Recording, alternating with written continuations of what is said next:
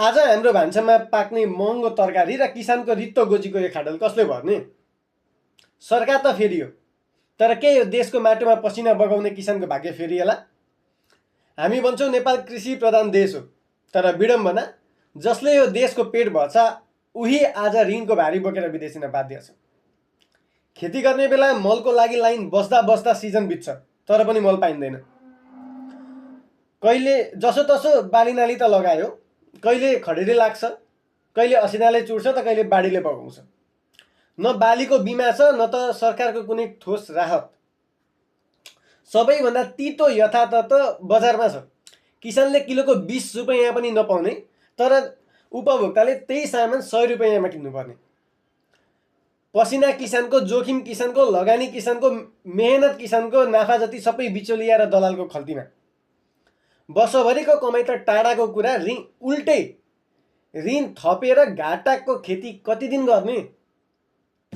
नयाँ सरकारले यदि साँच्चीकै परिवर्तन चाहने हो भने अब यी 3 कुरा गर्नलाई ढिलाइ नगरोस्। पहिलो कुरा, दलाल प्रथाको अन्त्य। किसानले आफ्नो उत्पादन सिधै बजारसम्म पुर्याउन पाउनुपर्छ। हरेक पालिकामा सहकारी सङ्कलन केन्द्र र न्यूनतम समर्थन मूल्यको ग्यारेन्टी हुनुपर्छ। दोस्रो भनेको झन्झटमुक्त बाली बिमा। प्राकृतिक प्रकोपमा परेर बालीनाली नष्ट भएको 48 घण्टाभित्रमा किसानको खातामा क्षतिपूर्ति पुग्ने प्रणाली लागू गर्नुपर्छ। र अति महत्त्वपूर्ण र अन्तिम, मल र प्रविधिमा आत्मनिर्भरता। अनुदानको राजनीति र आश्वासन होइन, आफ्नै देशमा मल कारखाना र आधुनिक सिँचाइलाई पहिलो प्राथमिकतामा राखेर काम गर्नुपर्छ। सरकार चिल्ला गाडी र ठुला महलले मात्र देश बन्दैन।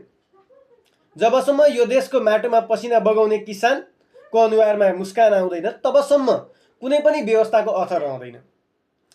नयाँ सरकारको लागि त यो केवल एउटा नीति होला, तर हाम्रा किसानको लागि यो जीवन र मरणको एउटा सवाल हो।